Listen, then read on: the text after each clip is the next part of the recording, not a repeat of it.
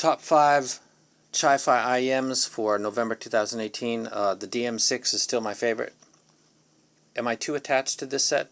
I'm a music lover. Not really. If 3 things come along, and this gets knocked down to number 5 in my personal opinion list, and then eventually gets knocked off, everybody wins, because that means that Chi-Fi is really getting crazy good, which it is already. But if this was off the list, that would be pretty amazing. I remember a day when I thought the T2 Pros, which I like a lot, or the T2s were top 5, and then I started getting more stuff that was a little bit around $100 range, 150.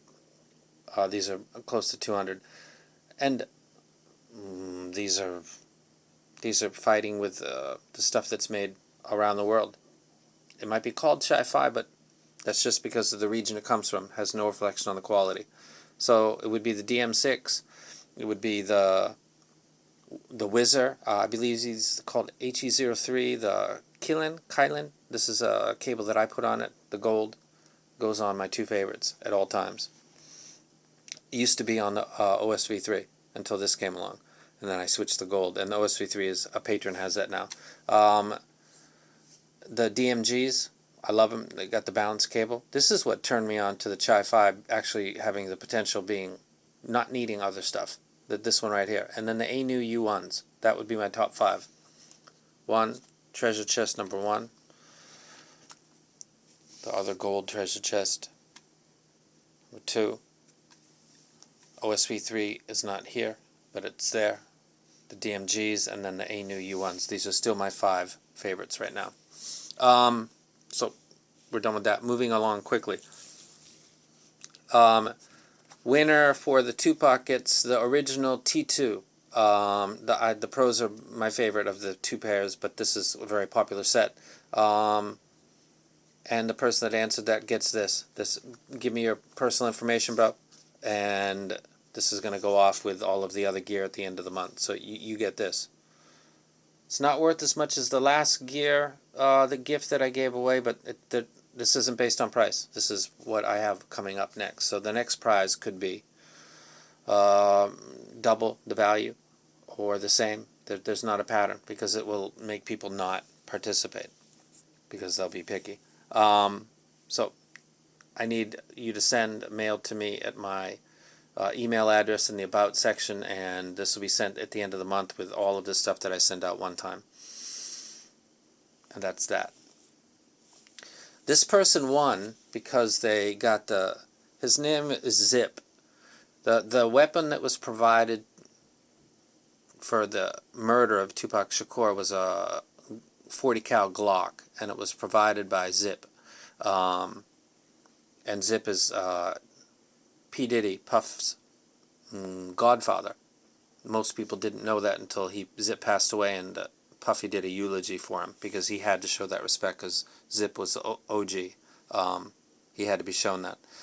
Keefe D was given a proffer, a queen for a day, princess for a day, where he could say everything and not be prosecuted for it. If anything he said was found to be dishonest, then all of the things that they were going to hold against him, including stuff against his family, would be put into action. So Keefe D was under a lot of pressure, and he came with the goods. There was money offered on Tupac's death, and it did come from the East Coast, and it did come from Puffy.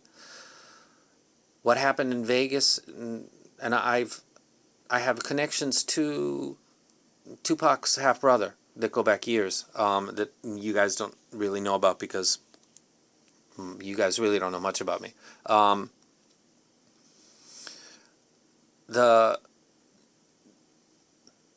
The half-brother of Tupac thought that this was a rumor years and years ago, long before Keefe D ever spoke. Zip's involvement was rumored in New York to have been the provider or the instigator of what took place, because remember, there was a fight in the MGM Grand after the Tyson fight, and that set off a chain reaction where the Southside Crips wanted to get revenge, but they didn't bring any weapons with them when they went to Vegas, and as they typically didn't, because you get pinched, you're in big trouble. They're not in their hood, so they didn't bring heat. Johnny on the spot was Zip, and Zip had a compartment in his car, and he provided a 40 cal and said that you can take care of this now. And he was, I believe, inferring the possible contract. I think the Southside Crips got played, and Zip taking care of his godson, because he was under threat from death row and they were looking for Puffy's home and his mother's home address. This was real stuff going on, and it was a first strike, preemptive strike actually. And the Crips were used to do their bidding. If you believe that the fight at the MGM Grand and Orlando Anderson just happened to be standing right there, out of how many people fit into that fight, and how many people are walking around, and somebody whispers into Tupac's ear, "That's the guy that stole my chain," and Tupac jumps on him, and that sets off what happened. And of course, that he couldn't be shot without a gun, and Zip was there. Zip was also near or present when Biggie Smalls was killed. Zip is an interesting fellow.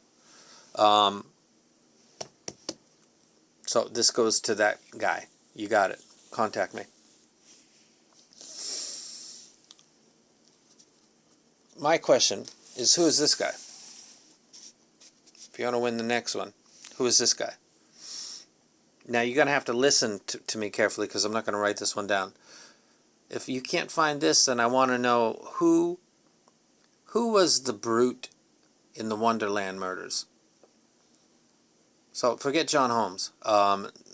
Somebody got away with murder, brutally beat 3, 4, 5 people to death, and didn't serve a day in prison. And he's most likely the person that carried it out. And one other question. One of the members of the Rolling Stones died. I believe he died in a swimming pool. Somebody was there when it happened, or around the time, and there's always been suspicion. Who is that guy? Who's the brute of Wonderland? Who's the guy that was with the Rolling Stones member when he passed? And who is this guy? If you can get all 3 of those, you get a really good prize. I'll give you a good one, because this is a triple-headed monster, and this will require some searching. This will be hard to get. This one, Wonderland, and Rolling Stones lost member. And now I'll share with you my sorry and thank you. Everything I say from this point forward, timestamp says 7:56, 57, 58. Everything I say from right now might be true, might not be true, because I've got to